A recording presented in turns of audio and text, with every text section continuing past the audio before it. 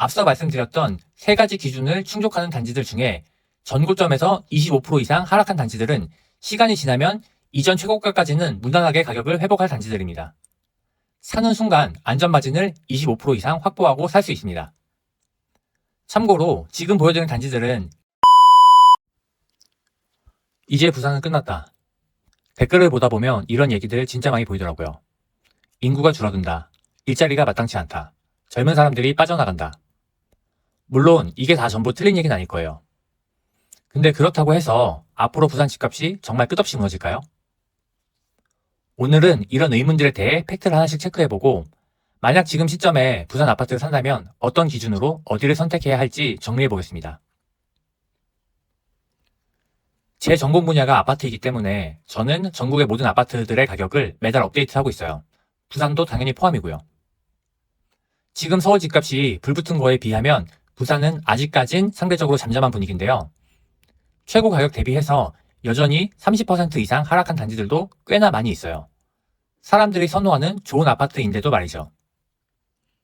최근 3년 정도 부산 아파트 가격이 쭉 빠지다 보니까 이제 부산은 안 된다 하실 수 있는데 부동산은 어디든 상승과 하락의 사이클이 있어요. 부산은 보통 3, 4년 정도 상승하고 2, 3년 정도는 하락하는 사이클이 반복되었던 도시인데요.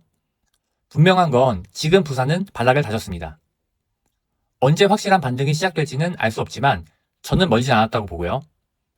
영원한 하락은 없습니다. 부산도 다시 한번 상승 흐름이 반드시 옵니다. 이제는 부산에 집을 사면 안 돼 하시는 분들 중에 인구 얘기를 하시는 분들이 가장 많더라고요. 사실 인구가 정말 빠르게 줄고 있는 건 맞아요. 근데 이건 부산뿐만 아니라 우리나라 거의 모든 지역이 마찬가지고요. 90년대까지 380만 명에 육박했던 부산 인구가 2025년 현재 약 320만 명입니다. 10년 후인 2035년에는 300만 명이 깨질 걸로 예상됩니다. 그런데 한번 확인해 보자는 거죠. 인구가 감소하면 정말 집값이 하락하는 건가? 사실 인구 감소는 새로운 얘기가 아니라 이미 진작부터 인구는 줄고 있었어요. 2010년부터 2020년까지 부산 인구가 무려 20만 명이 감소했는데요. 그럼 집값이 이때도 떨어졌어야겠죠? 인구가 무려 20만 명이나 줄었으니까. 그런데 실제 이때 부산의 집값은 어떻게 됐냐? 해운대구의 저샵 센텀파크는 8억이 올랐습니다. 그리고 사상구의 주례청구는 1,500만 원이 올랐습니다. 인구가 줄었는데 일단 두 아파트 모두 가격이 상승했죠? 부산 인구 감소는 팩트이지만 인구 감소 이꼴 집값 하락은 아니라는 겁니다. 부산의 인구 감소가 진짜 의미하는 바는 부산 전체 수요는 줄어들게 된다. 그렇기 때문에 앞으로는 모든 집이 다 오르는 게 아니라 사람들이 좋아하는 집들이 집중적으로 오를 거라는 뜻입니다. 그럼 인구가 감소하니까 집을 사면 안 돼가 아니라 인구가 감소하더라도 꾸준하게 집값이 오를 수 있는 지역이 어디일까를 고민하는 게 맞는 방향인데요. 우선 부산은 지방 최대 규모의 도시인 만큼 굉장히 큰 도시입니다. 부산에서 잘 사는 동네라는 인식이 있었던 대표적인 곳들이 7, 80년대에는 동래구, 수영구 남천동, 서구의 대신동 이런 곳들이 대표적인 부촌으로 인식됐었고요. 지금의 해운대구가 살기 좋은 동네가 된 건 90년대 후반 이후입니다.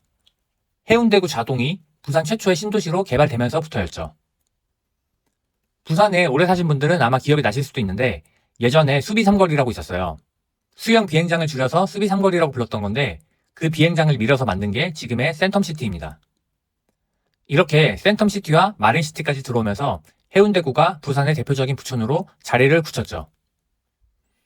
그래서 지금은 해운대구, 수영구가 부산의 1등인데 앞으로는 이 순위가 바뀔 일은 아마 없을 것 같아요. 부산의 핵심 일자리나 상권, 주요 인프라가 대부분 동부 상권의 자리를 잡은 상황에서 이 위상을 빼앗을 만한 새로운 지역이 등장하기는 쉽지가 않습니다. 물론 강서구에 에코델타시티가 생길 예정이긴 한데요. 서부 상권에도 정말 살기 좋은 동네가 생긴다 정도이지 에코델타시티가 생긴다고 해서 동부 상권으로부터 부산의 중심을 가져오긴 쉽지 않습니다. 인천의 송도 신도시 정도로 생각해보시면 이해가 좀 쉬우실 것 같아요. 송도도 정말 살기 좋은 곳이지만 송도가 서울의 강남 서초를 대체할 수는 없는 것처럼요. 부산에서 집을 사려고 고민하고 있는 분들이 계시다면 지금부터 몇 가지 가이드를 드리겠습니다. 우선 나는 그냥 내가 편안하게 살 집 하나만 있으면 만족한다 하시는 분들은 뭐 부산 어디가 됐건 내가 살기 편한 곳에서 사시면 됩니다. 그런데 내 집 마련이든 부동산 투자든 내가 집을 통해 어느 정도의 자산 상승도 얻고 싶다 하시는 분들은 앞으로 부산 내에서 수요가 집중될 곳에 집을 사시는 게 좋습니다. 몇 가지 기준을 드릴 텐데요. 첫째, 해수동 남현진을 먼저 보시면 됩니다. 앞에서 현재 부산의 중심은 동부상권이라고 말씀드렸는데요. 미래의 중심도 동부상권입니다.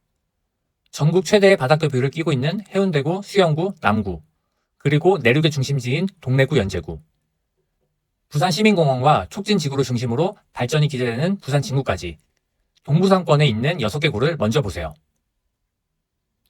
둘째, 가능하다면 신축이나 준신축 위주로 보시는 게 좋습니다. 원래 지방이 서울보다 신축에 대한 선호도가 상대적으로 더 높기도 하고요. 부산에는 앞으로 향후 5년 정도 신축 공급이 많지 않기 때문에 신축에 대한 수요가 더 커질 겁니다. 기왕이면 2015년식 이후 단지들을 잘 보시면 좋겠습니다. 셋째, 구축을 사야 한다면 입지를 잘 골라서 사시기 바랍니다. 신축을 매수할 만한 자금 여력이 안 되시는 분들도 계실 텐데요. 그래서 구축을 산다면 구축은 조금 더 신중하게 선택하셔야 됩니다. 구축을 매수할 때는 입지가 좋은 단지를 매수하세요. 예를 들자면 연제구 거제동의 교대역 인근 단지들이나 남구 용호동의 메트로시티 같은 구축들인데요. 이렇게 아파트가 조금 오래됐더라도 사람들이 좋아하고 살기가 편한 아파트여야 수요가 꾸준할 수 있기 때문입니다. 넷째, 이전 최고 가격 대비해서 25% 이상 가격이 하락한 단지를 매수하시면 좋습니다.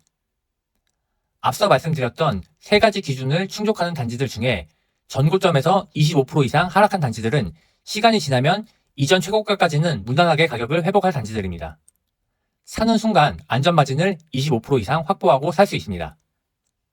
참고로 지금 보여드린 단지들은 이 단지들을 사시라는 의미가 아니라 이렇게 좋은 아파트들도 현재 가격이 싼 구간이라는 의미로 예시를 보여드린 겁니다.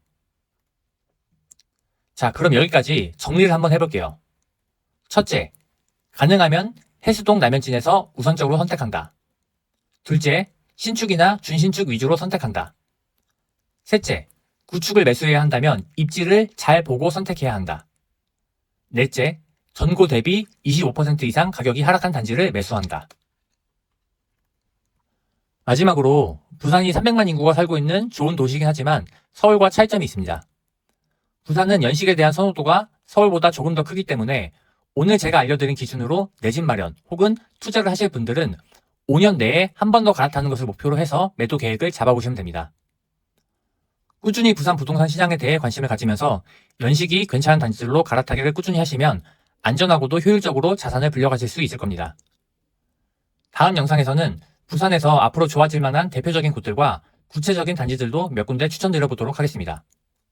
오늘 영상이 도움이 되셨다면 구독과 좋아요 부탁드립니다. 그럼 다음 영상에서 뵙겠습니다.